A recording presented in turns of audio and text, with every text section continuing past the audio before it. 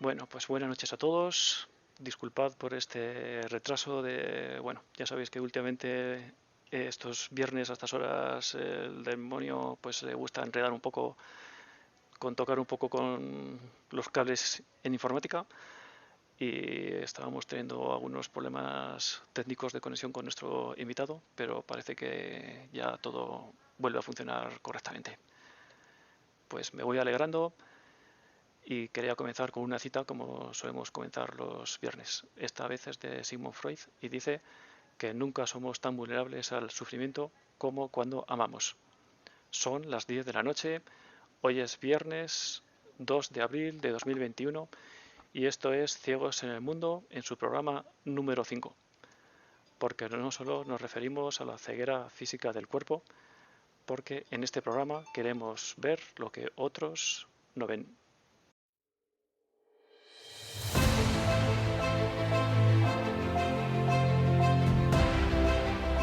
Ciegos en el mundo, porque todos de uno u otro modo estamos algo ciegos en el paso por este mundo. Desde este programa queremos aportar un poco de luz o al menos algunas ideas para ser una farola encendida en medio de la oscuridad. Dirigido por Arturo Fernández.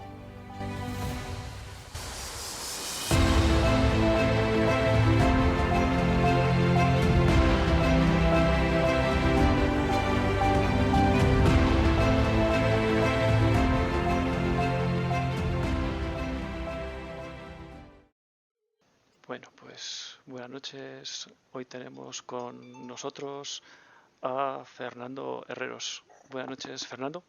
Buenas noches, Arturo. Perfectamente, ya ahora ya parece que se está recuperando y ahora te escuchamos perfectamente. Ya sentimos estos problemas técnicos de última hora. Esperemos que funcione.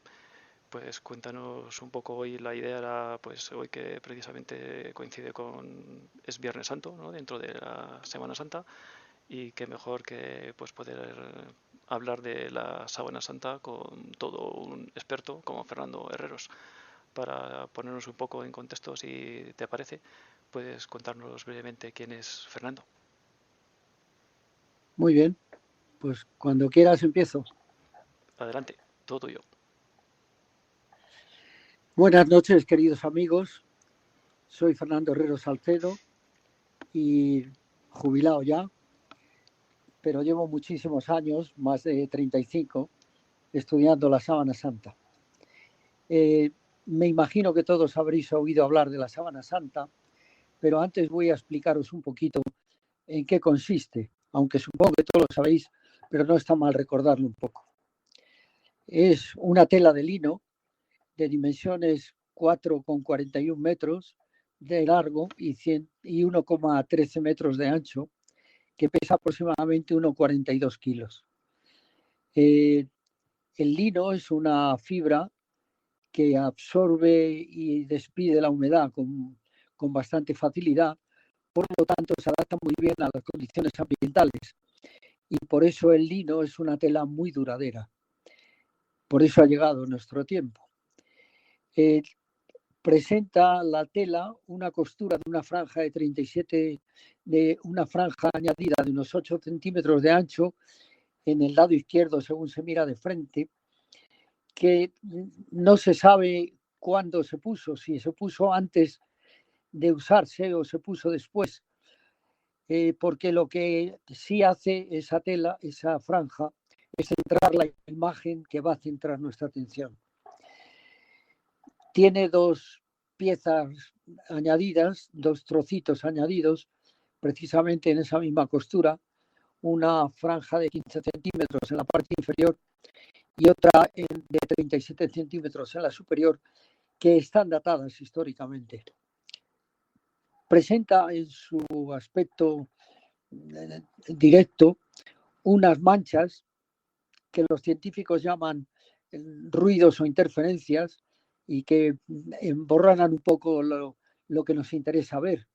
Pero una vez centradas y localizadas y en qué consisten, podemos prescindir de ellas y ver lo que nos importa. Son unas chamuscaduras es como una tela tostada, se ha tostado la tela debido a unos incendios que sufrió la sábana, uno de ellos en la Santa Capilla de Chamberí, y estando en una caja de plata, el incendio derritió parte de la plata en la tapa y esa parte derretida goteó en una esquina y produjo unos taladros. Esos taladros fueron luego, año y medio después, cubiertos con unos remiendos que hicieron las monjas del convento, las monjas clarisas del convento de Chamberí. Es impresionante el relato que hacen las monjas en el diario de la sábana en el convento y cómo los ojos de la fe de las monjitas vieron en la sábana cosas que no ha visto la ciencia hasta el siglo pasado.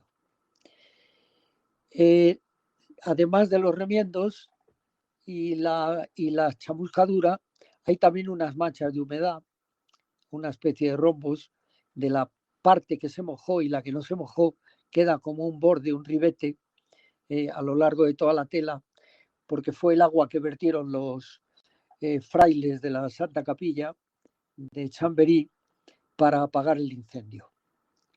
Bueno, pues una vez eliminadas esas manchas en nuestra visión de la tela, vemos que hay unas manchas rojizas oscuras, como de vino de Burdeos, más oscuro todavía, que son de sangre ya que ha pasado el tiempo y se ha oxidado. Y luego una imagen, y esto es lo más importante de la sábana. Aparece una imagen de un hombre en la parte inferior, una imagen en la que se ve el rostro, el pecho, los brazos, las piernas, las rodillas, los pies, y luego en la parte superior la parte del dorso de este hombre, unidas ambas por la cabeza. Esa imagen se ha producido al envolver el cuerpo de la siguiente manera. Se extiende a lo largo del suelo la sábana, se coloca el cuerpo boca arriba en la parte inferior y luego el resto de sábana se vuelve sobre la parte superior, quedando el cuerpo metido dentro de la sábana por abajo y por arriba. Entonces se justifica la imagen que aparece que ha sido por efecto especular. Es decir, el dorso aparece en la parte inferior de la sábana en el suelo y el frente aparece en la parte superior por la parte interior de la sábana. Esa imagen especular invierte, como el espejo, invierte la mano del hombre que aparece en ella. Tiene una prehistoria la sábana, digamos prehistoria, porque hay datos de que esa sábana existe, pero no se identifican con esta sábana que nosotros vemos ahora, que tenemos en nuestro poder. Posibles datos históricos, le llamo yo. Desde el siglo I, en los 4 evangelios, se hace mención a la sábana santa. Los 4 evangelistas la mencionan. Mateos en capítulo 27, 59, Marcos en 15, 46, Lucas en 23, 53 y Juan 2 veces en 19, 40 y 26. Más datos así prehistóricos pues podrían ser en el siglo IV, principios del siglo IV, el Papa Silvestre I en el Concilio Provincial de Roma habla de la sábana santa. En el año 500 hay una mención en el misal mozárabe recopilado por San Isidoro. En el 544 se habla de la imagen aqueropita, en la que solo se contempla el rostro.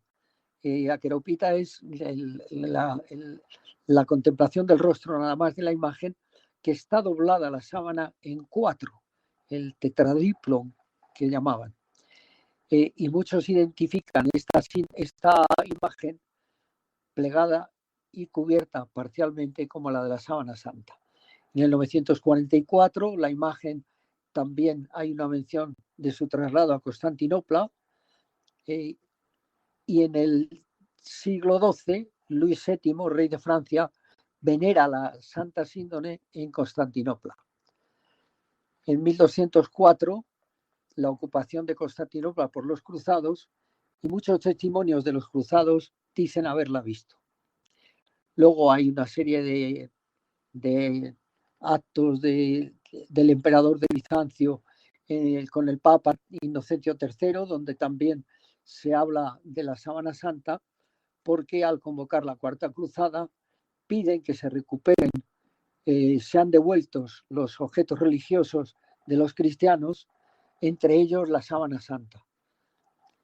En el año 1247, un acta conservada en Saint-Germain-en-Laye consta en la entrega de un trozo de 8 centímetros de ancho, el que hemos dicho antes, que ha sido entregado al rey Luis IX de Francia por su amigo y consanguíneo Baldino II de Constantinopla. Bien, es decir, aquí hay una trayectoria clara de la sábana en esa época. Desde Jerusalén pasa a Edesa, de Edesa pasa a Constantinopla, y ahí en el siglo XIII hay un vacío porque queda en poder de los templarios. Los templarios se les acusaba, entre otras cosas, de adorar la imagen de un hombre con barba. Y entramos ya en la historia, porque en el año 1353 Godofredo de Charny aparece como propietario de la síndone en Lirey. Intervino en la Cruzada del Delfín en tiempos del Papa Clemente VI. El memorándum de Arcis, del obispo de Arcis, dirigido al antipapa Clemente VII, quejándose de que la sábana es una falsificación. Margarita de Charny, hija de Godofredo de Charny, hereda la sábana y al pasar unos apuros económicos en la que es ayudada por la Casa de Saboya, Margarita cede la síndone a Luis, duque de Saboya, que la traslada a Chambéry. Ahí en Chambéry se coloca la capilla que hemos dicho antes y un incendio le afecta en el año 1532, el 4 de diciembre. Ese incendio deja muy preocupado a los propietarios y a los monjes de la Santa Capilla de que pueda haber desaparecido totalmente la sábana. No se atreven a abrir la urna hasta el 15 de abril, hasta el 2 de mayo del año 1534. Al 15 de abril del 1534 abren por fin la urna, es decir, casi un año y 4 meses después, en el convento de las monjas clarisas Chambéry, y se encuentran que ha sufrido unos daños, pero no muchos. Y allí las monjas la restauran. La Casa de Saboya, en Chambéry, la conserva en la Santa Capilla, que construyó exclusivamente para ello, y el obispo cardenal Carlos Borromeo, que era obispo de Milán, era obispo de Milán, promete ir a venerar la sábana santa a Chambéry si desaparece la peste que está asolando Milán. La peste desaparece y entonces la Casa de Saboya se entera de la intención de Carlos Borromeo de ir a Chambéry, y para ahorrarle el paso de los Alpes le acercan la sábana a Turín. Y allí ya se queda. En Turín se quedó en el año 1578. Desde entonces está en Turín. Entonces el recorrido, como vemos, es desde Jerusalén, Edesa, Constantinopla, Grecia, pasa a Lirey, Francia, en ese intervalo que está en poder de los templarios, luego Chambéry y luego Turín. Manda a la Casa de Saboya construir la capilla Guarini en la Catedral de Turín para colocar en ella la sábana santa, en la que ha estado allí hasta que hubo el incendio último de la capilla Guarini, y ahora de momento se conserva en un altar lateral de la nave de la Catedral de Turín. Hasta entonces, desde esa época, los cristianos veneraban la sábana santa como una reliquia que sospechaban, no sin muchas razones, que era la que había envuelto el cuerpo de Cristo. Pero en el año 1898, Secondo Pía hace una fotografía de la Sábana Santa, era un fotógrafo aficionado, pide permiso para ello, y eran una técnica fotográfica pues muy primitiva. Eran las cajas aquellas grandes de madera que tenían una placa de cristal que se impresionaba con la luz, y la forma de impresionarla era abriendo el objetivo con la mano y esperando un rato para que se impresionara la placa. Hubo que darle mucha luz a base de encender velas, etcétera, y consiguió hacer la fotografía. Y él comenta cuando lo narra, que al sacar la placa del baño del revelado, casi se le cae de las manos, porque lo que vio en la fotografía, en la placa, que era un negativo, era en realidad un positivo. Es decir, la imagen que aparece en la Sábana Santa, al hacerle una foto, el negativo de esa foto presenta al hombre de la sábana como si fuera un positivo. El positivo cambia los colores, blanco a negro, rojo a verde, etc. Y esto impresiona tanto que muchos científicos, algunos dicen que es una falsificación, pero muchos científicos, especialmente médicos, se ponen a estudiar la fotografía de secondopía.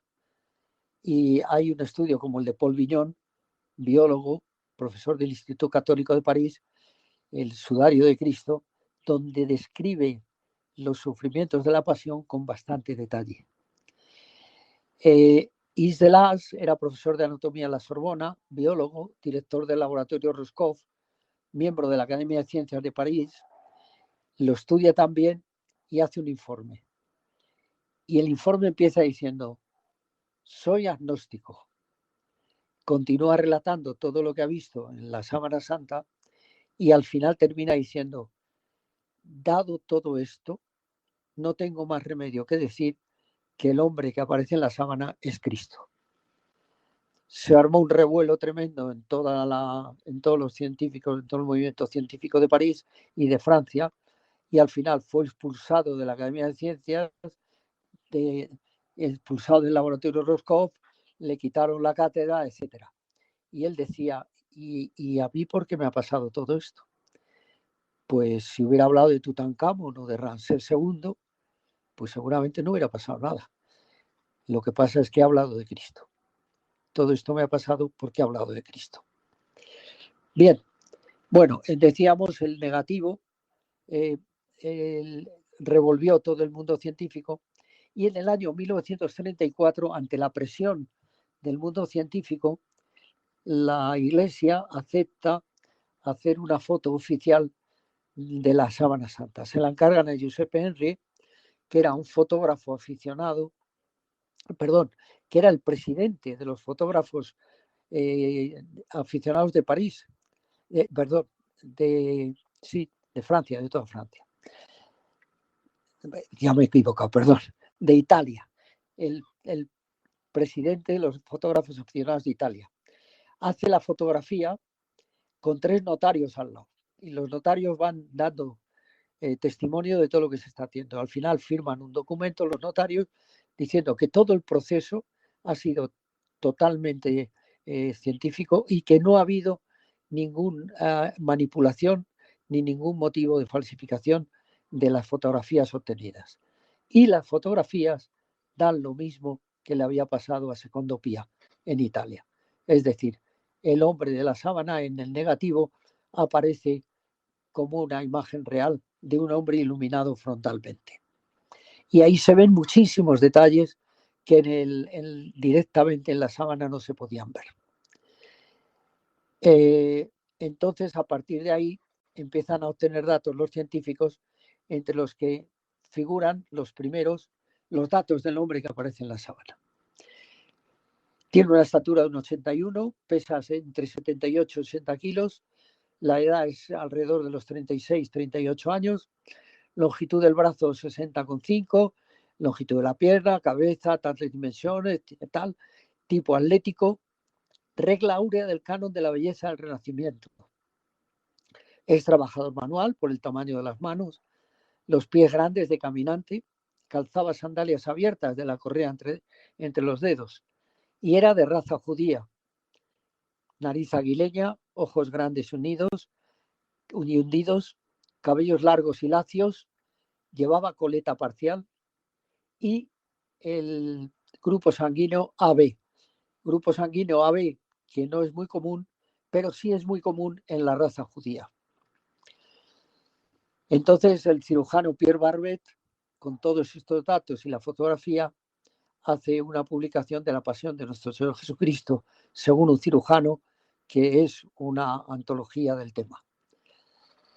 En el 1968, la Iglesia sigue recibiendo presiones sobre el aclarar si la sábana es falsa o es auténtica, y nombra una comisión de expertos entre comillas, porque la verdad es que los que se unieron a esa comisión, pues de este tipo de estudios no sabían nada. Y hacen su comienzo, empiezan a hacer sus estudios, y en el entretanto Humberto II de Saboya lega la sábana santa al Vaticano en la persona del sumo pontífice.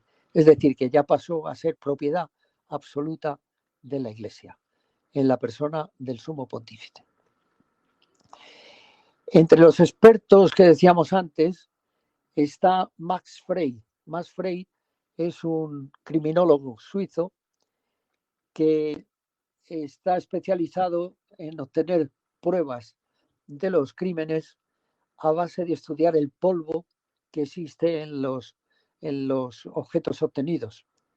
Y entonces obtiene polvo de la sábana santa simplemente con una cinta celo. Coge la cinta celo, la toca por la sábana, se queda adherido el polvo y se lo lleva. Y hace un estudio y se encuentra, él era palinólogo también, se encuentra que en la sábana hay 57 especies de plantas por los granos de polen que ha encontrado en ellas. De esas 57 especies, 43 crecen en Palestina, 13 de ellas exclusivas del Negev y el Mar Muerto. 4 de las especies desaparecidas antes del siglo IV y descubiertas en fósiles en los lodos del Mar Muerto. 9 especies de Turquía, recordemos el recorrido que hizo, y 12 especies de plantas europeas. Es decir, que también el polen está dando una pista de todo el recorrido que tuvo la sábana santa. Por fin, en el 74, después de estos estudios de Max Frey también, hacen un informe esa comisión de expertos. Dicen que es una fibra de lino, sarga de 4 en espina o espiga a 60 grados, telar a pedal de cercano oriente del siglo II a.C., y hay ligeras fibrillas de algodón, que luego comentaremos por qué. En la modulación de la trama era de 11 milímetros. Y dicen que la imagen es muy superficial, la imagen del hombre, que las manchas de sangre no tienen resultado de si es sangre o no, pero que calan al otro lado. En cambio, las manchas de la imagen no, que tiene unos 2000 años de antigüedad. No hay ni pigmentación ni tinte que pueda justificar la imagen, que esa mancha es inalterable. Con todos los productos que se trataron, se trató la tela, que no eran, claro, agresivos para la tela, no se consiguió cambiar la imagen, quedó inalterable, y luego pues los granos de polen que descubrió Max Frey. Y en el año 1976, John Jackson, físico y oficial de la NASA, se le ocurre coger esa foto que había obtenido de Giuseppe Enrie y la coloca en un aparato que tienen, el VP8, que está destinado a obtener fotos de Marte. El sistema consistía en enviar una nave a Marte. Entonces uno de los aparatos que lleva la nave se queda orbitando alrededor de Marte y hace fotografías de Marte. Y esas fotografías tienen 3 datos. Las 3 abscisas, las 3 coordenadas de un cuerpo sólido. Coordenada en horizontal, coordenada en vertical y coordenada en altura. La altura se obtiene por la luminosidad del punto de Marte. al ser una cámara que está tan lejos que se puede considerar el infinito, obtiene más luz de los puntos altos de Marte que de los bajos, y así se puede descubrir el relieve de Marte. Bueno, pues introduce la fotografía en ese aparato y descubre que la imagen que aparece en la sábana tiene relieve, y el relieve es natural, es el de un hombre natural. Hace pruebas con otras fotos y no le dan lo mismo. Da una imagen muy deformada y no se consigue. ¿Por qué esto? Porque la luminosidad de los puntos de la sábana depende también de la distancia entre el cuerpo y la sábana misma. Cuanto más alejado está de la sábana, menos luminosidad da, y cuanto más cercano, más luminosidad. Con lo cual obtiene un relieve. Y esto ya sí que revoluciona definitivamente a todo el mundo científico. Entonces forman un equipo de estudio, el SRAU Turing's Research Project, el equipo STURP, que está formado por Joe Jackson, oficial de la NASA, Eric Jumper también, que intervenía en el proyecto Vikingo, y William Motter. Y luego hasta 52 científicos y expertos. La mayoría eran protestantes, unos pocos católicos, algunos agnósticos y un judío.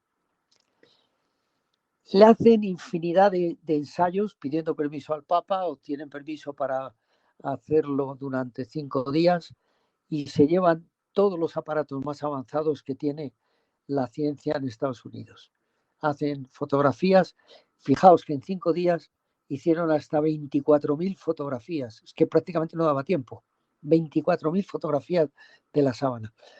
Microscopía, microespectrofotometría, radiografías, espectroscopia de reflectancia, fluorescencia rayos X, termografía infrarroja. Bueno, así por lo menos 25 o 26 tipos de ensayos. Y en los estudios hechos a partir de todos estos ensayos y análisis, descubren que sobre los ojos hay unos objetos. El padre Fila, jesuita de la Universidad de Nueva York, era muy aficionado a la numismática y hace análisis de la imagen que aparece en uno de los ojos y descubre que es un leptón. Un leptón es una moneda romana de muy poco valor, que tenía grabado en el borde, en círculo, tenía grabada la leyenda Tiberiou Caesaros, Tiberio César. Buscan los catálogos y se encuentra que es una moneda acuñada por Poncio Pilato entre los años 28 y 34 de nuestra era. Posteriormente, después de varios años, se descubrió que hay otra moneda en el otro ojo que lo que presentaba era una imagen en espiga.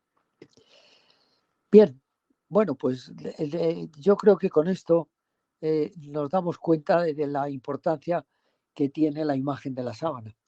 Se hicieron 3 preguntas los científicos. ¿En qué consiste la imagen? ¿Las manchas de sangre son de sangre? ¿Y qué ha producido la imagen? Y dijeron, la imagen consiste en la aparición de un cromóforo de carbonilo amarillo por oxidación y deshidratación con viraje de color químico de la capa más superficial de las fibras que componen el tejido, de una capa muy superficial. No llega al espesor de una micra, pero esa capa está totalmente oxidada, como dice aquí. Las manchas de sangre son de sangre. No se detectaron elementos en aquel momento suficientes para dar una respuesta positiva en ese informe, pero más adelante científicos que intervinieron en ese equipo, Heller y Adler, descubrieron porfirina de hierro, componente de la sangre, proteína, ácido que forma la metaglobina, así como la misma banda de absorción microespectrofotométrica de la hematoporfirina. Y más tarde se determinó que era sangre con el grupo sanguíneo AB. Las manchas, como digo, la imagen no pasa de la primera capa superficial, en cambio la sangre cala al otro lado de la tela. Debajo de las manchas de sangre, además, no hay imagen. Luego quiere decir que la sangre fue anterior a la imagen. Y luego en el dorso, al verla al trasluz, no se ve la imagen, pero sí se ven las manchas de sangre. ¿Qué ha producido la imagen? Y aquí es donde los científicos ya se pierden, porque no tienen datos para determinarlo. Un científico da un hecho por comprobado, pasa a ser una tesis cuando puede repetir el hecho. Si un hecho no se puede repetir, no se sabe cómo se ha hecho, no se da por conocido. Dicen que es una radiación instantánea de energía de origen desconocido. Así empiezan. Intensa y controlada, tipo flash, que ha surgido de la zona del cuerpo hacia afuera y que ha dejado una señal cuya intensidad depende de la distancia entre el cuerpo y el lienzo. De ahí porque se puede determinar el relieve de la imagen del hombre. No hay señales de putrefacción en el lienzo. Ha estado en el contacto lienzo-cuerpo entre 28 y 36 horas. Se ha separado el lienzo de forma inexplicable, sin rasgar, es decir, a pesar de las manchas de sangre, se ha desprendido el cuerpo del lienzo sin rasgar la tela. Esto nos ocurre cuando nos ponemos una gasa en una herida y la herida sangra, la gasa se empapa de sangre y se arranca y rasga la tela. Pues no, aquí en este caso no ha ocurrido. Intensidad de imagen inversa a la distancia cuerpo-lienzo sin que el peso del cuerpo distorsione la imagen. Y en aquel momento dijeron es una radiación del cuerpo hacia afuera tipo flash, pero actualmente esa teoría está descartada. Hay muchos datos para eliminarla porque era imposible que se pudiera imprimir esa imagen por ese procedimiento. Bien, hicieron muchos estudios también y pruebas con pintura, tinte o polvo, que no había nada. Con contacto directo también hicieron pruebas, tampoco se consigue nada. Con vapores emanados por el cuerpo, tampoco nada. Vapores y contacto, la mezcla, tampoco. Y luego quedó en el aire la de radiación de calor, luz o lo que sea. Las características de la imagen son impresionantes porque no tiene direccionalidad, como si hubiera habido una brocha que pintara o un pincel. No hay direccionalidad. Es negatividad, negativa, ausencia de pigmento, es estable al agua, es estable químicamente, es estable térmicamente. Los detalles son enormes, luego veremos todos los detalles. La pormenorización es tridimensional y muy superficial. Todas esas características han hecho que incluso sea imposible hacer una reproducción. No se ha conseguido repetir una imagen así. Bien, me salto todo esto de la radiación y demás porque estamos muy lejos de descubrir cómo se produjo la impresión. Surge la duda del carbono 14. Me imagino que os interesará oír qué pasó con el carbono 14. Por la presión de los científicos de que se hiciera una prueba del carbono 14, pues se cedió, se les dieron unas muestras a 3 laboratorios, Oxford de Estados Unidos, Oxford de Inglaterra, Tucson de Estados Unidos y Zurich de Suiza. Y hicieron un ensayo con las muestras que se les dieron. El ensayo dio que la sábana santa estaba fechada entre el 1260 y el 1390. Debía ser de siglo XIII o principios del XIV, entre XIII y XIV. Pero ¿qué ocurrió? Que más adelante se demostró que las muestras eran imperfectas, porque el sistema del carbono 14 exige una limpieza de la muestra muy grande. ¿En qué consiste el ensayo del carbono 14?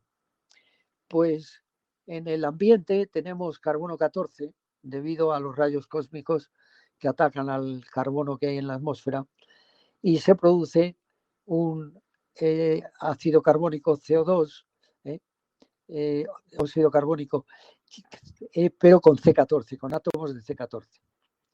Eso es absorbido por un organismo vivo y entonces el organismo vivo absorbe carbono 14. Pero cada organismo vivo tiene una constante de relación entre el carbono 14 y el carbono 12 que tiene en su cuerpo. De tal manera que si le sobra carbono 14, lo expulsa para mantener esa relación. Y esa relación se mantiene constante a lo largo de toda su vida. Ese carbono 14 se expulsa por el organismo, que se convierte luego en nitrógeno 14 más una partícula beta. Cuando el organismo muere, deja de recibir carbono 14, pero el organismo sigue expulsando carbono 14. Sigue expulsando carbono 14 y va bajando la relación de esa constante, va bajando la relación en el organismo muerto. Por lo tanto, midiendo esa relación entre carbono 14 y carbono 12 que tiene un organismo ya muerto hace muchos años, se puede averiguar cuál ha sido su edad histórica después de muerto y en qué edad ha muerto. La fórmula es un poco complicada, con un exponente en el tiempo, por lo tanto nos da una especie de asíntota, parábola asintótica hacia el eje cero, hacia el eje de la relación del carbono 14 a carbono 12. Por esa relación, la vida media, entre vida, digamos, del organismo muerto, el organismo muerto son 5.734 años. Ahí tiene la mitad de la constante que debía tener cuando estaba vivo. Y por ahí se descubre qué edad es la que tiene. Claro, esto, cuando ha muerto hace poco, da un error enorme. No se puede averiguar si ha sido hace 10 años, o hace 20 o hace 30. El error es muy difícil de averiguar porque la constante no ha bajado mucho. A partir de la vida media es cuando se puede empezar a garantizar que el resultado es fiable. Bueno, pues además de esa dificultad de averiguar la edad con tan poco espacio de tiempo, se añade que las muestras iban muy sucias al laboratorio y se descubrió por un científico ruso que no habían limpiado bien las muestras, con lo cual quedó con mucho polvo del ambiente y mucha suciedad que alteró totalmente el resultado. Además, si la sábana había recibido una radiación, pues había alterado su composición de carbono 14. Luego la contaminación por el humo de velas que vimos en las fotos de secondopía, contaminación por bacterias, por el ambiente, por la manipulación misma de tanto tocarlas, los remiendos que hicieron las monjas, todo eso alteró totalmente. Uno de los científicos que inventaron el procedimiento del carbono 14 decía que la muestra fósil tenía que estar muy protegida del ambiente hasta que fuera descubierta para analizarla, porque la contaminación haría falsear mucho el resultado. Y aquí en este caso con la sábana no ha ocurrido. Posteriormente se descubrió que los trozos obtenidos de la tela eran de los remiendos que habían hecho las monjas clarisas de Chamberí, que lo hicieron tan bien que no se dieron cuenta ni siquiera que era un remiendo, porque con algodón imitaron el lino de tal manera que hasta el color era el mismo. Bien. Bueno, creo que interesa más meternos en la pasión, perdona, para ver qué nos dice la sábana del hombre que hay en ella. Advertiros que el cálculo por ahí es que se han hecho de que la sábana santa no sea la imagen de Cristo, da una probabilidad de 1 entre 10 elevado a 26. 1 partido por 10 elevado a 26. Esta cifra es similar a la que daría el coger a un mono, darle una caja muy grande llena de tipos de imprenta, meterlo en una jaula grande y provocarle para que tire la caja al aire. Y al caer los tipos de imprenta en el suelo, aparezca escrito el Quijote. Esa es la probabilidad.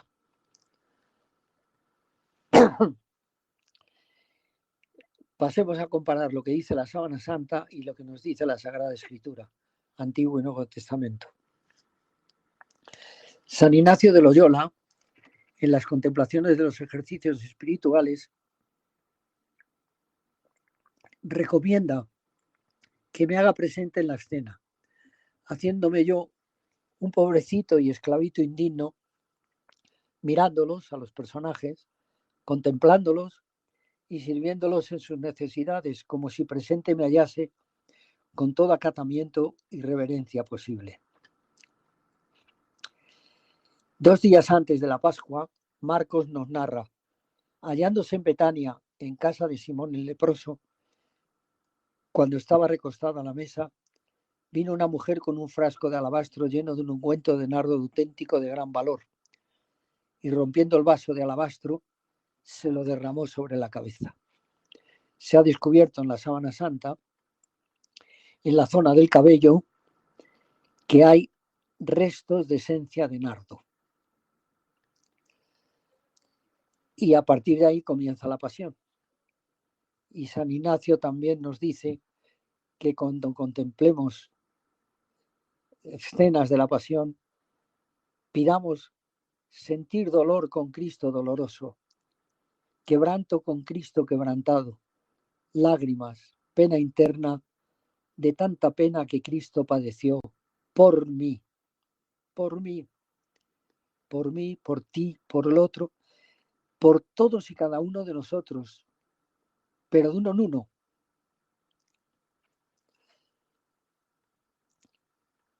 Lo primero que se ve en la Sábana Santa es que el cuerpo está completamente destrozado. Isaías, en el capítulo 1, es decir, el primer Isaías, 700 años antes de Cristo, dice: de la planta del pie a la cabeza no hay en él cosa sana. Golpes, magulladuras y heridas frescas, ni cerradas, ni vendadas, ni ablandadas con aceite. Y Lucas, sumido en agonía, insistía más en su oración. Su sudor se hizo como gotas espesas de sangre que caían en tierra. Se ha estudiado por los científicos y médicos y dicen que hay señales muy claras de que Cristo sufrió el fenómeno de la hematidrosis o sudor de sangre. Este es un fenómeno que se produce cuando en el cuerpo, en el psicosoma, el sistema psicosomático, sufre una alteración terrible que le produce pánico, terror auténtico. Alguno de nosotros a lo mejor ha sentido alguna vez algo, pero muy nada, una pizca de eso. Por ejemplo, cuando algo nos impresiona mucho, pues un escalofrío, o los pelos de punta, o la carne de gallina. Ese es el inicio. Esto va mucho más allá. Esto va al terror, al pánico. Se han hecho estudios de los soldados que murieron en trinchera en la Primera Guerra Mundial, hicieron los médicos, y descubrieron que algunos de ellos habían sufrido el fenómeno de la hematidrosis. ¿En qué consiste? En que esa piel se sensibiliza de tal manera, lo que decíamos antes, carne de gallina, pelos de punta, etcétera, que llega un momento en que la excitación es tan grande que los vasos capilares más pequeños que riegan la piel se rompen y saltan hilillos de sangre que se unen a las gotas del sudor frío por esa sensación de pánico. Y esas gotas teñidas de sangre caen al suelo. Y es lo que decía Lucas, que era médico: su sudor se hizo como gotas espesas de sangre que caían en tierra. ¿Por qué sufrió esto Cristo? Porque Cristo era Dios verdadero y era hombre verdadero. Y se ve que va al tormento de la pasión, a la crucifixión. Y por un lado, como hombre, ve lo que le va a venir y se aterra, le da pánico. Pero como Dios, lo que le pasa a Cristo es que ha venido a cumplir la voluntad del Padre. Y el Padre le ha dicho que nos redima de los pecados por este tormento de la crucifixión. Y Cristo se ve cargado con todos los pecados de la humanidad, con todos, el mío, el tuyo, el del otro, todos los pecados de la humanidad, de antes y de después, sobre sus espaldas. Se vuelve al Padre: Padre, pase de mí este cáliz. Cristo es la santidad, no es que sea santo, es la santidad, y está cargado con todos los pecados de la humanidad. Y eso le da pavor, porque además el Padre, al que se ha dirigido y no le contesta, le ve. El Padre es la santidad también, el Padre es la luz, el pecado es la tiniebla, y la luz y la tiniebla son incompatibles. Y entonces el Padre no contesta al Hijo. El Hijo ve que no le contesta y por tercera vez por fin le dice: pero no se haga mi voluntad sino la tuya. Cristo ha venido a cumplir la voluntad del Padre y lo dice desde el momento en que es engendrado en el seno de María. He aquí, oh Dios, que vengo a hacer tu voluntad. Esa sensación de rechazo del Padre es lo que le produce la hematidrosis. Sale confortado, se levanta y se enfrenta al hecho real de los que vienen a prenderle. En el rostro aparece un golpe fuerte que le ha producido una inflamación en la nariz, le ha roto el cartílago y seguramente le ha desviado el tabique nasal. También un pómulo hinchado, el pómulo derecho, y los labios están tumefactos y hay un flujo de sangre y saliva que emana de la nariz. Nos lo narra Juan. Este golpe lo narra Juan. Es un fuerte golpe que le han dado en la nariz y el pómulo. El sumo sacerdote interrogó a Jesús sobre sus discípulos y su doctrina. Jesús le respondió: he hablado abiertamente ante todo el mundo. He enseñado siempre en la sinagoga y en el templo, donde se reúnen todos los judíos, y no he hablado nada a ocultas. ¿Por qué me preguntas? Pregunta a los que me han oído lo que les he hablado. Ellos saben lo que he dicho. La contestación es totalmente lógica. Cristo tiene mucho respeto a la autoridad de su pueblo y a las leyes de su pueblo. Y cuando le pregunta el sumo sacerdote, Caifás, le contesta al sumo sacerdote. Antes, en otras ocasiones, no contesta nada, pero aquí le contesta, le interpela directamente el sumo sacerdote. Y la contestación que le da es lo más lógica. He hablado por ahí, pregunta a los que me han oído. Y entonces surge el oficiosito de turno, porque claro, el sumo sacerdote ante esa respuesta se queda bloqueado. Y el oficiosito de turno, que los hay en todas partes, es un soldadito que está a su derecha y que ha ido a prenderle al huerto de los olivos. Y ante esa contestación y la cara que debió poner el sumo sacerdote, coge el palo que llevaba en la mano izquierda y de revés le da un golpe en la nariz y en el pómulo. Apenas dijo esto, continúa diciendo Juan, uno de los guardias que allí estaba dio una bofetada. Rapisma es la palabra correcta. Rapisma es una palabra que indica golpe con palo de revés. Y le dice a Jesús: ¿así contestas al sumo sacerdote? Y Jesús le respondió: si he hablado mal, declara lo que está mal. Pero si he hablado bien, ¿por qué me pegas? Es impresionante, porque dicen que el golpe dicen los médicos, que en muchísimas personas hubiera producido pérdida de conocimiento por el sitio en que está dado. Sin embargo, aquí Cristo se vuelve y con toda mansedumbre, con toda humildad, con todo amor le dice: si he hablado mal, declara lo que está mal, pero si he hablado bien, ¿por qué me pegas? Ay, yo me pregunto, ¿cómo habría reaccionado yo en el lugar de Cristo? En todo el cuerpo se ven numerosísimos golpes por parejas, son puntitos por parejas que llenan todo el cuerpo, prácticamente todo. Isaías 56, el segundo Isaías, años 300 aproximadamente antes de Cristo, dice: ofrecí mi espalda a los que me golpeaban, mis mejillas a los que mesaban mi barba. Mi rostro no hurtea insultos ni salivazos. Bien, pues estos golpes son el producto del tormento de los azotes. Le han dado con el látigo llamado flagrum que utilizaban los romanos, que era un látigo con un puño de madera, 3 colas de cuero y en la punta de las colas atados o huesos o vértebras o 2 bolitas a modo de pesa de gimnasia, 2 bolitas de plomo o de hierro. Y en alguna bolita, en la punta, tenían unos clavos para al golpear rasgar también la piel. Bueno, pues se han contado los golpes y han sido más de 720 puntitos, lo que supone más de 120 azotes con el flagrum que hemos dicho de 3 colas y 2 bolas por cola.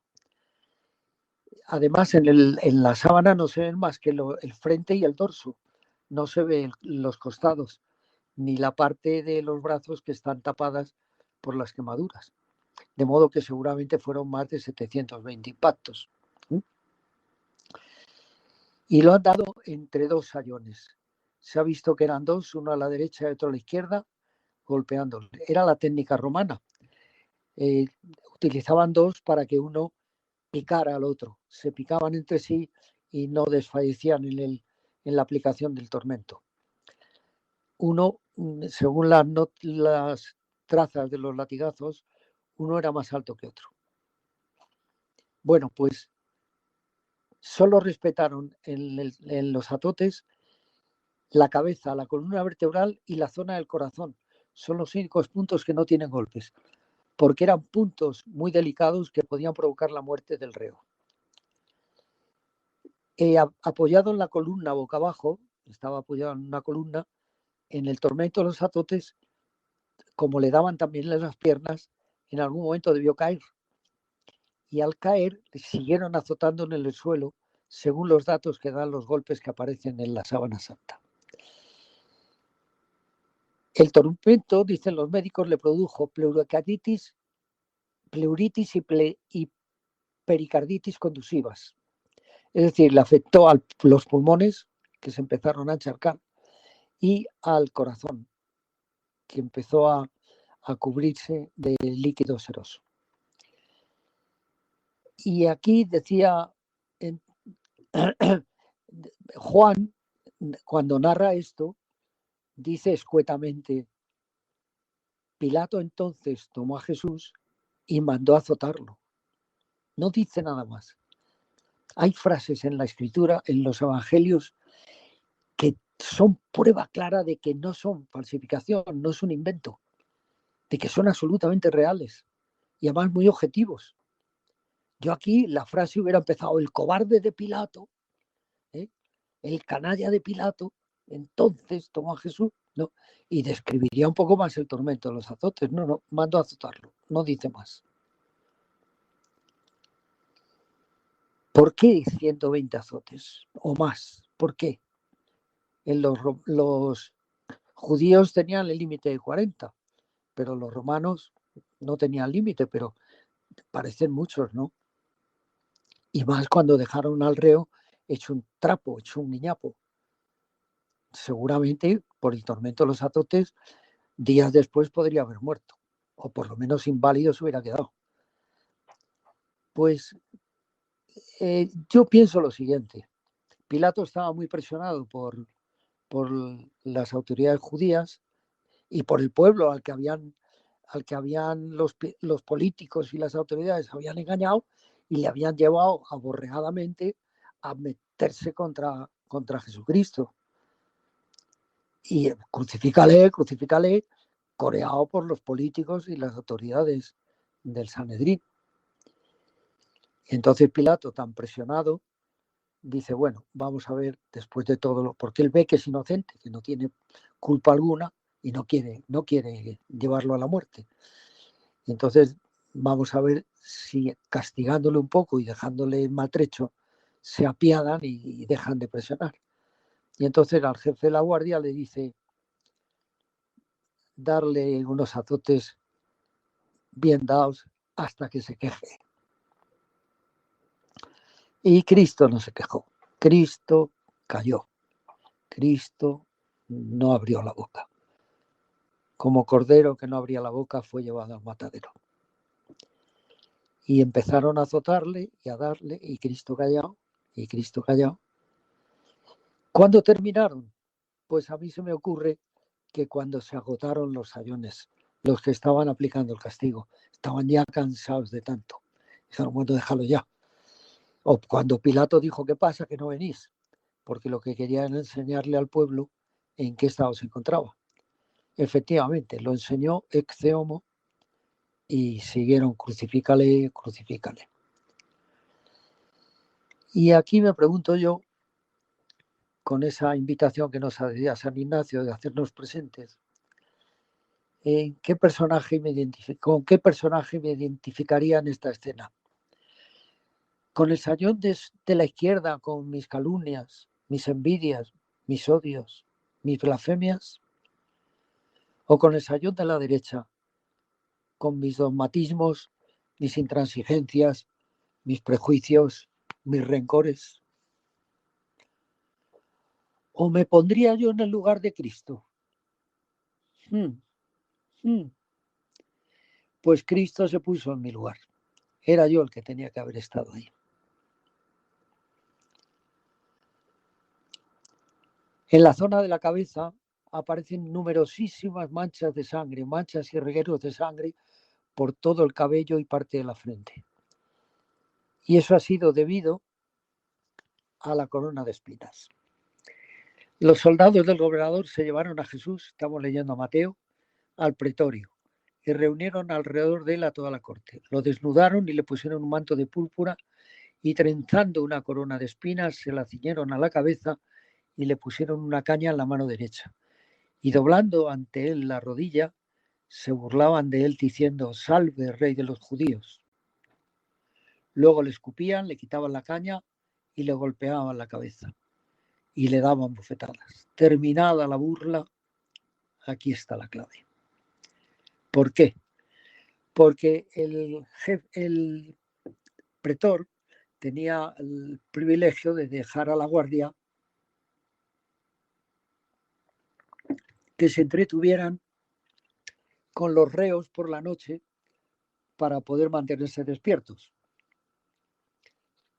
Y entonces dejaban que le hicieran burla a los reos, que jugaran con ellos, que le hicieran travesuras. Y de hecho tenían en el litóstrotos, en el suelo, en las baldosas, grabados unos juegos tallados en la baldosa, unos como podría ser el juego de la oca. Y tirando dados o tirando unas tabas, pues me ha tocado esto y yo le hago esto al reo. Y una era hacerle burla doblando la rodilla, otra era escupirle, otra era pegarle y otra era ponerle una corona de espinas. Se lo inventaron en este caso. Trenzaron la corona de espinas de unos arbustos que tenían allí por la noche para encender hogueras y calentarse durante la guardia. Es un arbusto muy leñoso, muy seco, de zona desértica, que tenía unas espinas de casi 5 centímetros de largo, muy gruesas, muy duras y con una punta muy aguzada. Y con eso trenzaron la corona de espinas. Pero no es propiamente una corona, como estamos acostumbrados a ver, ni es una diadema, es un casquete completo que cubría toda la cabeza y que estaba trenzado y luego atado con un junco a forma de diadema. Ese sí, el junco sí. El arbusto era el Sisyphus, que luego posteriormente, una vez descubierto esto, le cambiaron el nombre y pusieron Sisyphus spina Christi.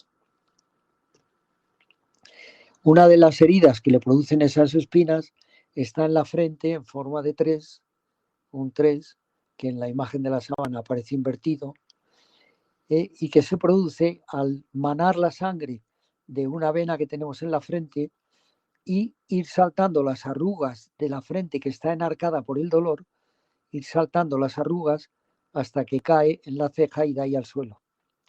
Y dicen los científicos que esa es una prueba muy clara de que la sábana no es una falsificación, porque a ningún pintor se le hubiera ocurrido ese diseño del reguero de sangre. Entonces se lo entregó, seguimos leyendo a Juan, para que fuera crucificado. Tomaron pues a Jesús y él, cargando con su cruz, salió hacia el lugar llamado Calvario, que en hebreo se llama Gólgota. En el hombro derecho y en el omóplato izquierdo aparece una fuerte rozadura producida por un madero, no dicen madero exactamente, dicen un objeto duro y áspero a través de la tela, de la túnica que llevara puesta. Y ha producido un rozamiento ahí que le ha dejado unas señales, una rozadura importante. Y es producida por el travesaño horizontal de la cruz, el patíbulum, que se lo han atado a los brazos. Y en la espalda ha ido produciendo ese roce. Es curioso que Juan dice con su cruz. Juan era experto en aplicar palabras polisémicas de varios sentidos. Una de ellas, por ejemplo, la tenemos al empezar el Evangelio. Da 3 acepciones a la palabra mundo. Mundo universo, mundo tierra y mundo personas. Y en este caso también utiliza otra que es noche, cuando va a salir Judas del cenáculo, sale Judas y dice era de noche real, en el atardecer, y era de noche en el alma de Judas. Pone aquí su cruz, el posesivo su, y este su tiene también 2 sentidos. Una es su cruz, la que el Padre le ha dado, la cruz que le ha dado el Padre, y otra es la cruz que le han puesto en el pretorio, le han atado a los brazos, porque es el palo horizontal que estaba elegido dentro de todos los que tenían en el almacén de la prisión para ajustarlo a la medida del reo. Es decir, ese patíbulum es a medida de la envergadura de Cristo. Bueno, pues así son todas las cruces que nos da el Señor. Cruces a medida nuestra.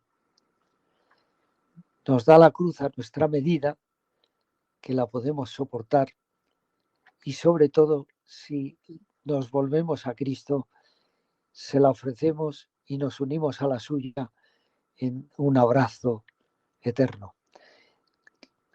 Si tienes una cruz, ¿quién no tiene una cruz? Decía un sacerdote en una conferencia que dio, a ver, de los que hay aquí, levantar la mano los que tengáis una o varias cruces. Dijo, aquello fue un bosque de cruces, un bosque de brazos alzados, incluso algunos de los 2 brazos y otros hasta las piernas. ¿Quién no tiene una cruz? Bueno, pues esa cruz, si es de Dios, cógela, abrázala y ofrécesela a Cristo y únete a la suya. Porque Cristo te da la cruz a tu medida. Pero no todos son cruces de lo que pensamos que son cruces. Hay algunas que nos inventamos nosotros. ¿Cómo se puede distinguir una de otra? Pues yo os apunto una idea que a mí me vale. Cuando siento algo como una cruz, lo pongo en la oración, y si en esa oración acabo con paz, con serenidad, con mayor amor a Cristo, esa cruz me la ha dado Dios. Si acabo inquieto, alterado, incómodo, esa cruz viene del maligno. No nos inventemos cruces, por favor. Bien, le atan la cruz a los brazos y luego un extremo de la cruz lo atan a un tobillo y el otro a otro de los reos que van en la cuerda de reos. De tal manera que el reo no puede girar los brazos. Era una cosa que practicaban los que llevaban a la cruz para ver si daban a alguno de la guardia y que el de la guardia se defendiera y le clavara la lanza o le pegara de tal manera que lo mataba, porque preferían morir en el camino que sufrir el tormento de la cruz. Tormento de la cruz es el mayor de los tormentos, como ahora veremos, que le puede pasar a alguien. Bien, atado así como iba, con el patíbulo y luego las dos cuerdas en cada extremo, ¿cómo nos iba a caer? Y si se cae, ¿qué para el golpe? Pues lo para la frente, la nariz y las rodillas. Y efectivamente, en la imagen de la sábana santa aparece una ceja, la ceja izquierda fuertemente inflamada, hasta el punto de que el ojo estaría medio cerrado. Y en la punta de la nariz, en la zona de la sábana, se han descubierto partículas de tierra cuya composición coincide con la tierra que hay en el Calvario. Además, al caer el patíbulo que lo lleva a la espalda, ¿dónde va? ¿Dónde pega? Pues en la nuca. Y con la corona de espinas, las heridas se agudizan y profundizan más y mana más sangre. Por eso la zona de la nuca tiene bastante más sangre que en el resto de la cabeza. En la imagen de la sábana se ve la rodilla izquierda, la rodilla derecha se ve desollada totalmente. Dicen los médicos que seguramente se veía el hueso directamente. Y luego en las dos pantorrillas, en la pantorrilla derecha, en la pantorrilla izquierda también, en la pantorrilla izquierda, que con el lío del positivo y negativo, en la pantorrilla izquierda aparecen unos rasguños, unos arañazos en diagonal, que son los que ha ido produciendo la cuerda con la que iba atado al patíbulo, esa pierna, ese tobillo, y han ido arañando la pierna. Y se ven claramente en la imagen de la sábana. El palo horizontal estaba en el lugar del suplicio. No podía el reo llevar una cruz entera porque pesaría más de 80 kilos, eso es imposible. El patíbulo pesaría entre 20 y 30, dependiendo un poco, y por eso al final han pedido ayuda al cirineo para que le ayude a llevarla, porque tras los golpes de la flagelación está destrozado completamente. Entonces el patíbulo está clavado en el lugar del suplicio y cuando llegan lo atan al patíbulo, le desnudan, le despojan de las vestiduras, le atan o le clavan al patíbulo y lo elevan hasta que el patíbulo le encaja en un encastre que tiene el estipes, el palo vertical, y ya queda colgando de los brazos. Luego cogen los pies y lo atan o lo clavan al palo vertical y en este caso lo clavan. Está claramente visto que lo clavan. Pero además tenemos una prueba también de que está clavado en los evangelios. Juan, cuando Tomás, uno de los 12, le dice, si no veo sus manos, la señal de los clavos, y no meto mi dedo en el agujero de los clavos. O sea que a Cristo le clavaron en la cruz. Y efectivamente en la sábana santa aparece la mano izquierda que está cubriendo a la mano derecha cruzadas, aparece una llaga enorme en la zona de la muñeca, en la zona del carpo, de la que emanan dos regueros de sangre. Dos regueros de sangre que luego veremos que es por la postura en que estaba Cristo en la cruz, las dos posturas de Cristo en la cruz. Y ese taladro indica que el clavo fue clavado una vez, vuelto a sacar y vuelto a poner otra vez, porque debieron encontrarse con un nulo en la madera. Era en el brazo izquierdo. Bien, en la imagen de la sábana solamente se ven en las manos 4 dedos.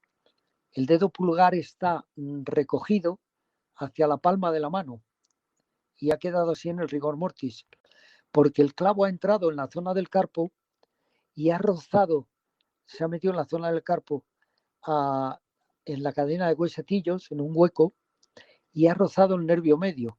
El nervio medio es el que produce el movimiento del dedo pulgar hacia la palma de la mano. Y ese nervio medio, dicen los científicos y médicos, que es de los más sensibles del cuerpo humano. Yo lo he podido comprobar, porque a mí me tuvieron que operar del túnel carpiano y el dolor antes de la operación era terrible, no se quitaba con nada y era horroroso.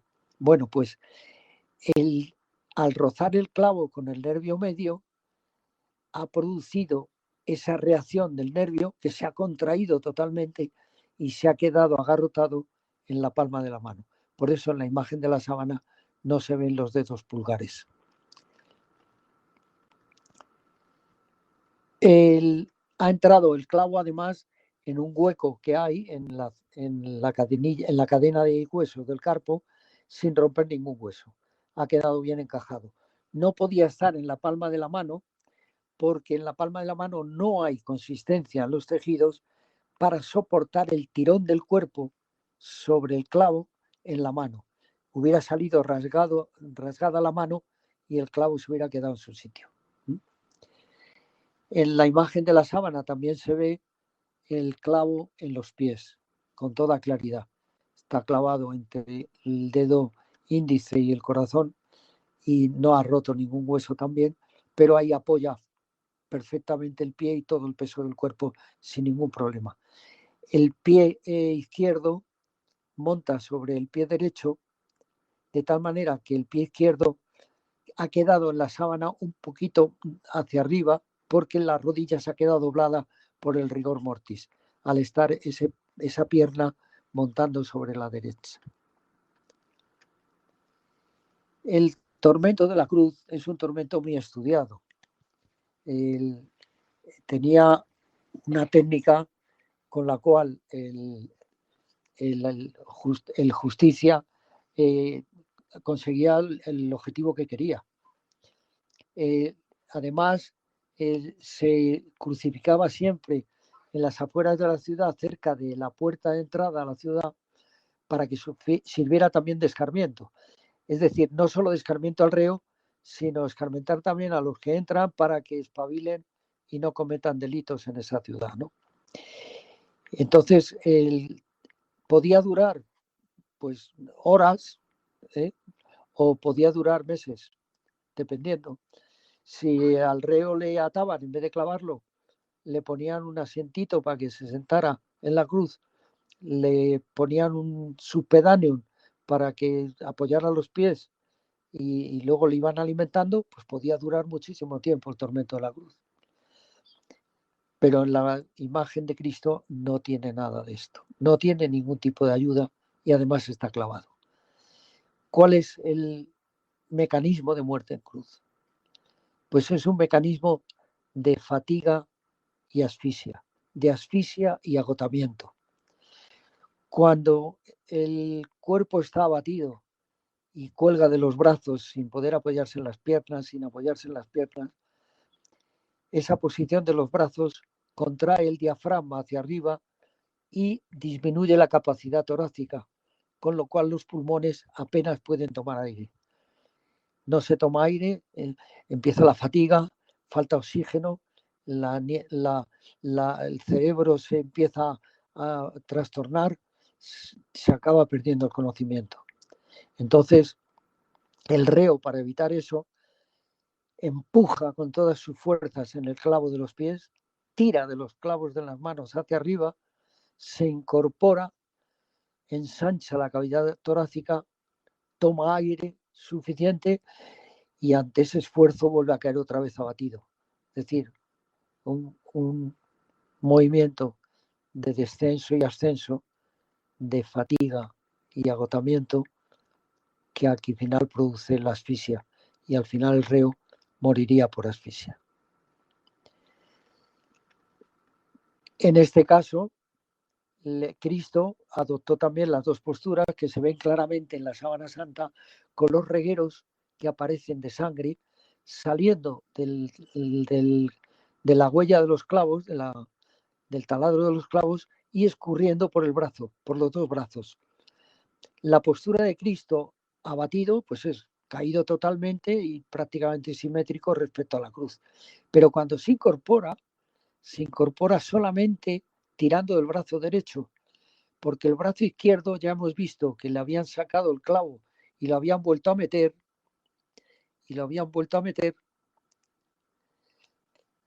porque se habían encontrado con un nudo en la madera. Y entonces, al cambiar la posición del clavo, deben haber tirado del brazo algo más y le han descoyuntado el hombro. Por eso no puede utilizar ese brazo para incorporarse, utiliza solo el derecho. Y los regueros de sangre lo marcan claramente. Bien. En este momento, Cristo ya está en total agonía y Padre, en tus manos encomiendo mi espíritu. Y aquí, dada la pandemia que estamos sufriendo, se me ocurre recordaros, porque la conoceréis, el poema de Gabriela Mistral. En esta tarde, Cristo del Calvario vino a regarte por mi carne enferma, pero al verte mis ojos van y vienen de tu cuerpo a mi cuerpo con vergüenza. ¿Cómo quejarme de mis pies cansados cuando veo los tuyos destrozados? ¿Cómo mostrarte mis manos vacías cuando las tuyas están llenas de heridas? ¿Cómo explicarte a ti mi soledad cuando en la cruz alzado y solo estás? ¿Cómo explicarte que no tengo amor cuando tienes cargado el corazón? Ahora ya no me acuerdo de nada. Huyeron de mí todas mis dolencias. El ímpetu del ruego que traía se me ahoga en la boca pedigüeña. Y solo pido no pedirte nada. Estar aquí junto a tu imagen muerta, ir aprendiendo a que el dolor es solo la llave santa de tu santa puerta.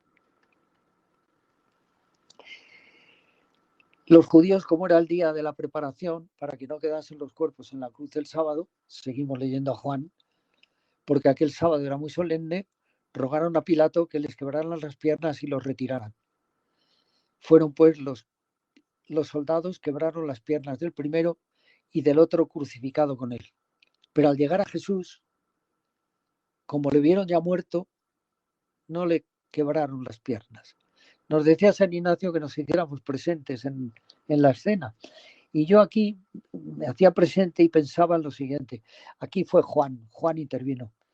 Está ahí su madre también y Juan interviene. Por favor, no le quebréis las piernas que está muerto. Pero ocurre una cosa, que la guardia, todo el cuerpo de guardia que ha ido a cumplir la sentencia, es responsable de que se cumpla la sentencia. Es decir, si el reo sale vivo, no muere y sale vivo, a ellos les aplican la misma sentencia que al reo que se les ha escapado. Y el jefe de la guardia no quiere correr riesgos. Y Juan continúa diciendo, sino que uno de los soldados le atravesó el costado con una lanza y al instante salió sangre y agua. Se aseguró de que estaba muerto. Y efectivamente, en la imagen de la sábana aparece una llaga enorme en el costado derecho que tiene 4,3 centímetros, es ovalada, 4,3 centímetros de largo por 1,3 de ancho, de la que emana sangre muerta y suero sanguíneo. El suero sanguíneo lo confundió San Juan con agua. No tenía en aquellos momentos conocimientos de medicina para ello. Esa llaga coincide con las dimensiones del pilum o lanza romana. Le han dado un lanzazo con la lanza romana, aplicada además con técnica bélica romana, en el costado derecho con la mano izquierda y en el quinto espacio intercostal. Le atraviesa la pleura, los pulmones, el mediastino, la vena cava superior y la aurícula derecha. Y al extraer la lanza, pues mana sangre y suero sanguíneo. Y ese suero, esa sangre y suero han escurrido por el costado al moverlo luego para bajarlo de la cruz, y aparece un cintillo de sangre en la espalda que debió producirse por la venda o la cuerda con la que sujetaron el cuerpo para trasladarlo y llevarlo a la Sábana Santa. ¿Cuál fue la causa de la muerte? Pues hay muchas. Los científicos no se ponen de acuerdo. El grupo Stur, que ha formado hasta 52 científicos, pues no coincidían en cuál es la causa de la muerte. Hay tantas que no. Por ejemplo, hematuria. Perdió hasta 2,5 litros de sangre. En las imágenes obtenidas por ordenador del lienzo, solamente en el rostro, todo el rostro está cubierto de sangre. Han quitado todas las demás manchas, han dejado solo las de sangre y se ve prácticamente todo cubierto de sangre. Así todo el cuerpo. Hasta 2,5 litros. No llega a 5 litros la sangre que tenemos en el cuerpo, o sea que más de la mitad de la sangre. Por la asfixia postural, como dijimos, el tétanos, los clavos oxidados en las muñecas y en los pies van produciendo la infección del tétanos, que va inmovilizando los músculos, se va avanzando la parálisis hasta que llega al corazón, hasta la zona del pecho. La hipotensión, una caída de tensión tremenda por todo, por la pérdida de sangre y por la deshidratación. La sed que debió tener el Señor en la cruz, terrible. Ya lo dice algún salmo. Mi paladar como teja seca.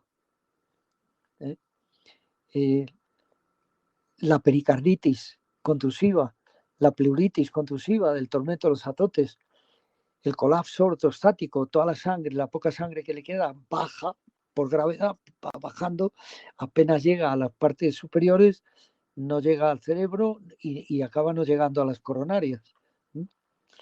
Cefalalgia, el dolor de cabeza fue terrible, debió ser terrible, no solo por los tormentos, deshidratación, pérdida de sangre, etcétera, sino también por la corona de espinas. Y yo pienso incluso, y por las moscas y tábanos que estarían dando la lata. La taquicardia rítmica, el corazón se empieza a desequilibrar, los elementos químicos se descomponen y el corazón cabalga desbocadamente. El infarto, producido por infarto, la asfixia por efusión pleural, se va encharcando de todos los pulmones, etc. Bueno, pues los científicos no se ponen de acuerdo, pero nosotros, los cristianos, los que tenemos fe, sí sabemos la causa de la muerte del Señor. Fue por amor, voluntaria, por amor a ti, por amor a mí. Le hemos dado gracias al Señor. No tenemos más que motivos para darle gracias. ¿Por qué y para qué esta pasión y esta muerte? ¿Por qué? Hay muchas razones teológicas, muchísimas, pero yo voy a nombrar algunas nada más por si os sirven de ayuda. Primero, por cumplir la voluntad del Padre.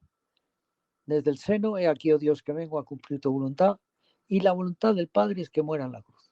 Pues a pie juntillas. Señor, aquí estoy. Para hacernos ver lo que es el amor. Nadie ama más a sus amigos que el que da su vida por ellos. Y para demostrarnos que Él lo tiene, ese amor. Para dar gloria al Padre. Y para una razón que a mí me hace muchísima fuerza. Para hacernos ver la gravedad del pecado.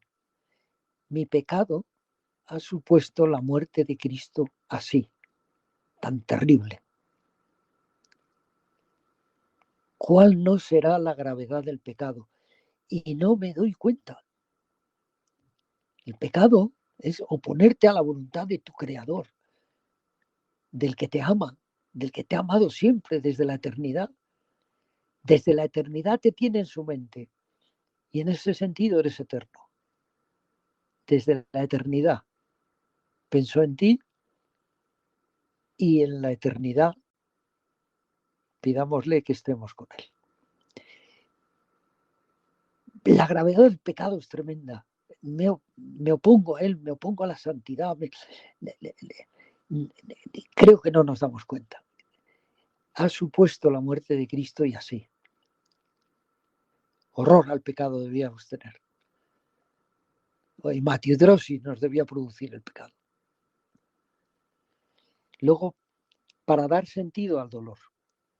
El dolor es un sinsentido.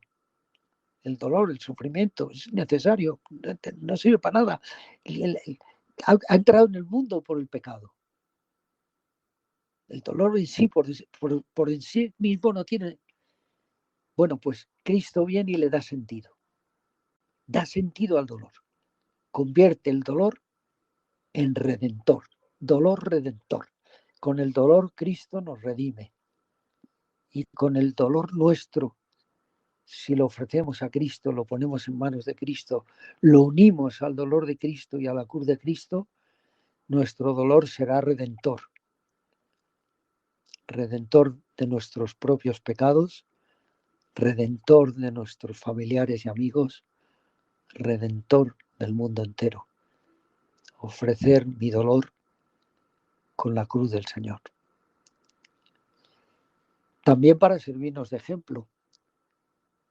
En muchas ocasiones de nuestra vida, ¿qué hago? ¿Qué hago yo aquí ahora? Pues piensa, ¿qué haría Cristo? ¿Qué haría Cristo?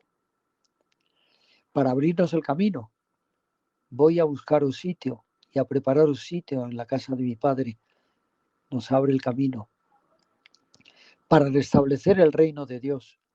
El reino de Dios fue destruido en el pecado y viene Cristo a restablecerlo. Para fundar la iglesia, funda la iglesia en la sangre y el agua que le emanan del costado, como dice Juan. Para darnos los sacramentos, el sacramento de la Eucaristía, que es el mismo sacramento de la cruz. Tiene que ser verdad. Es tan hermoso además que tiene que ser verdad. No se le habría ocurrido a ningún hombre todas estas cosas. Bueno, pues después de eso, el catecismo nos recuerda, ojo, que los judíos le crucificaron, pero que no son ellos solos los culpables, que ya con nuestras malas acciones hemos hecho sufrir a nuestro Señor Jesucristo el suplicio de la cruz, nosotros también. Y además nuestro crimen, en nuestro caso, es mayor, porque ya estábamos avisados, ya lo sabemos. Los judíos, bueno, podrían saberlo o no, pero no sabían que Cristo era Dios, que Cristo era el Hijo de Dios que venía a redimirnos. Nosotros sí. Y que el pecado que hacemos ahora, el pecado que cometemos, que hemos cometido, está acrecentando la pasión de Cristo.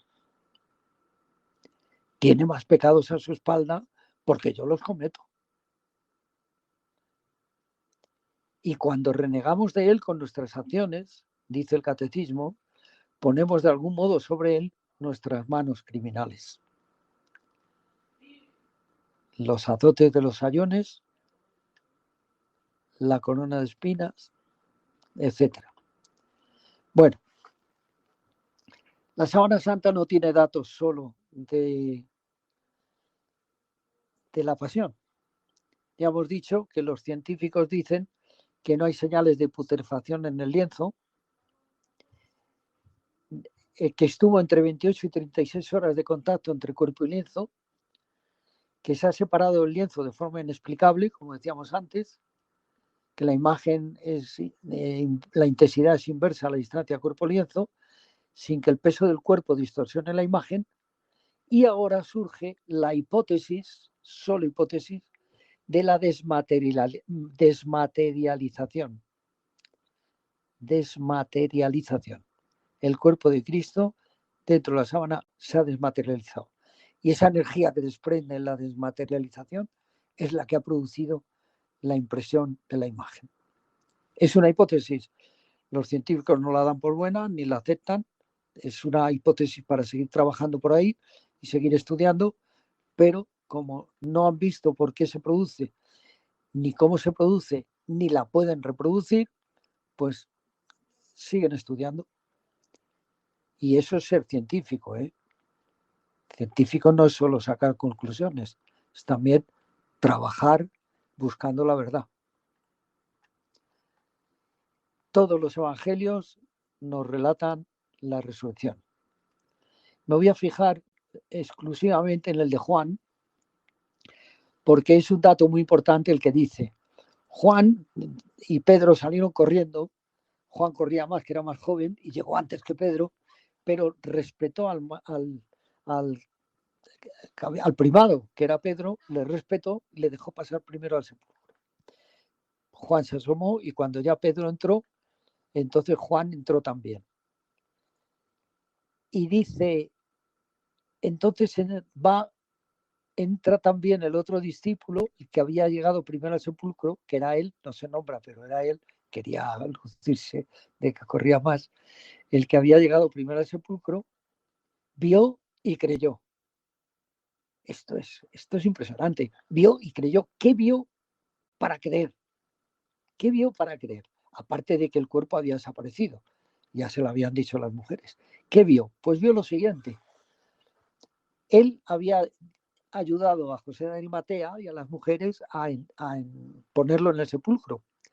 Y lo pusieron con la sábana cubriéndole, como habíamos visto, y sujeta con unas vendas. Y cuando entra, ve la sábana y las vendas igual que las habían dejado, pero desinfladas, sin cuerpo dentro. Es la desmaterialización que dicen los científicos. Se había aplanado toda la sábana y había caído sobre la losa, quedándose totalmente plana. Y por eso creyó. Dijo, si aquí no ha tocado nadie nada, si están las vendas igual, está la sábana igual, todo, y se ha esfumado, ha desaparecido. Y por eso Juan creyó. Bueno, pues mañana sábado por la noche, siguiendo también las indicaciones de San Ignacio de Loyola, pedir gracia para me alegrar y gozar intensamente de tanta gloria y gozo de Cristo nuestro Señor, resucitado. Y me vais a perdonar que os lea este poema para terminar, porque todos estamos deseando ver el rostro de Cristo. Es de Manuel Benítez, un poeta peruano. Cuando te vea cara a cara, Dios mío, por primera vez, ¿qué te sabré decir? Esconderé mi frente en tu regazo y lloraré como cuando era un niño. Te contaré mi vida entera, aunque tú ya la conoces. Tus ojos curarán todas mis llagas. Entonces, como para dormirme, me contarás una bella historia que comienza: érase un hombrecillo de la tierra y un Dios que le quería. Bueno, pues con esto nos ponemos en presencia del Señor también y nos recogemos para lo que queráis. Si queréis hacer alguna pregunta o algo, yo estoy a vuestra disposición. Pues muchas gracias, Fernando. Estremecedor. Pues vamos, totalmente estremecedor. La primera parte más científica nos ha ido acercando poco a poco, y la segunda parte, por la pasión, pues yo creo que todos nos hemos sentido un poco allí, acompañando al Señor en cada una de estas escenas. Voy a ir abriendo los micrófonos, comentando, nombrando a los que están acompañándonos aquí esta noche, por si alguien quiere comentar algo. Estos son los que están aquí en directo a través del programa con nosotros. A través de la radio, pues bueno, no pueden intervenir. Pero bueno, tenemos a Carlos Daniel.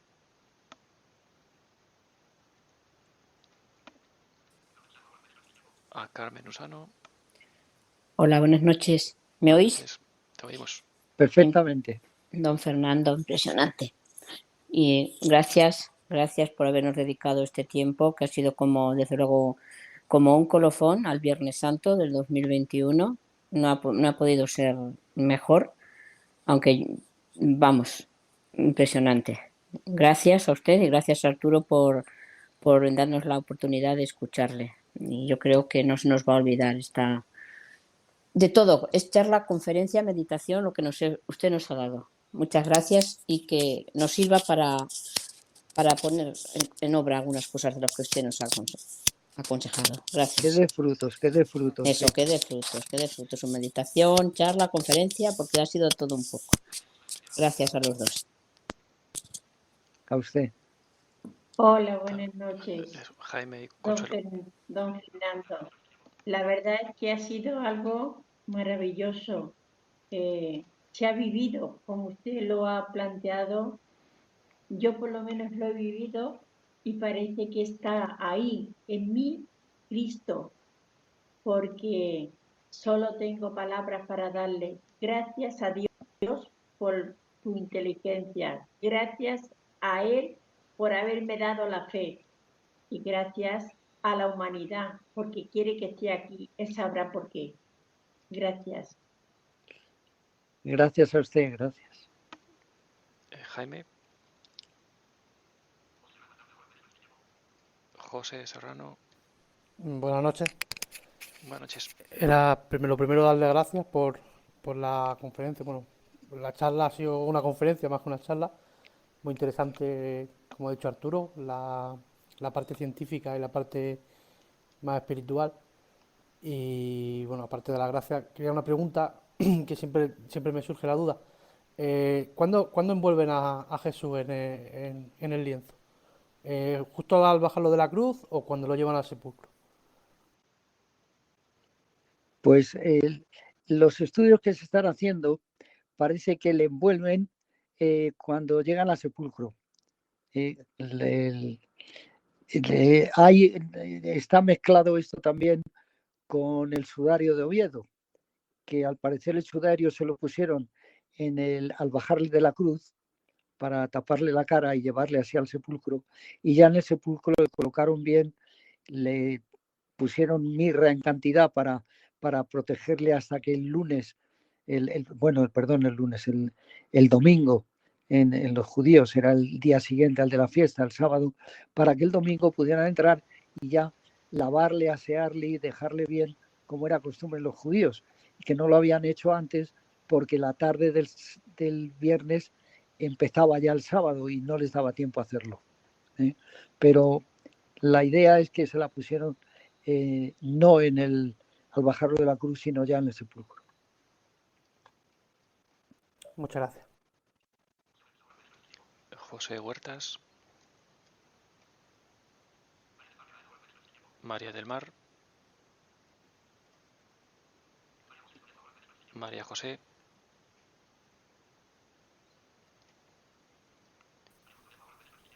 Mariluz.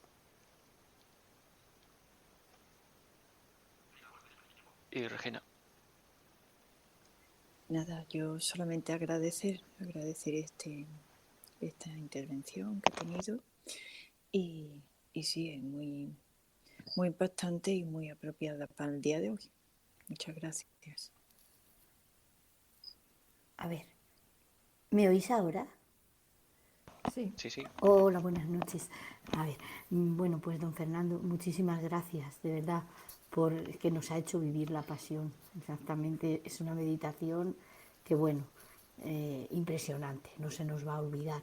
Y a ti, Arturo, también, por habernos dado esta oportunidad y bueno, pues gracias a Dios, ha sido un buen colofón de Viernes Santo y sobre todo, pues que nos sirva en nuestra vida. Es lo que yo pido al Señor para todos los miembros de CECO esta noche de meditación. Muchísimas gracias. A usted, que dé frutos, sí.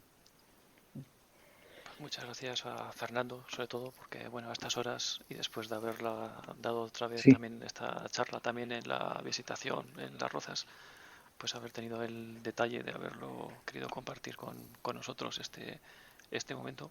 ha sido un honor para mí, Arturo, ha sido un honor. Muchas gracias por habernos acompañado hoy en la pasión por en el camino con Muy bien, qué mejor día que hoy, Viernes Santo, acompañando a Jesús y a su madre en, en este recorrido, en todas estas escenas que gracias a ti pues nos has ido sí, llevando de la mano.